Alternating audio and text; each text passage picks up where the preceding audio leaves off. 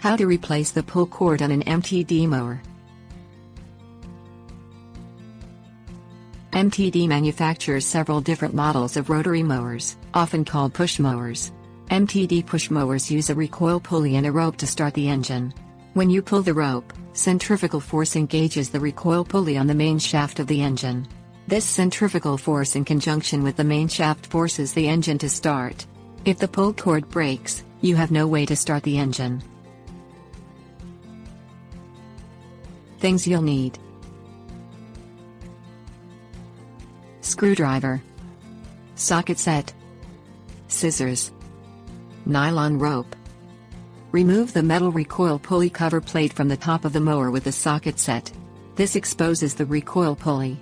If the rope is frayed but still intact, cut the rope into 2 pieces before you remove the cover. Place the piece of rope with the handle attached to it off to the side. Slide the pulley off the main shaft. If you cannot pull the pulley off the main shaft, look for a set screw located on the pulley. If you locate a set screw, use a screwdriver to remove it and then pull the pulley of the main shaft. Pull the remaining portion of the pull cord out of the pulley. The pulley has a hole on the bottom of it.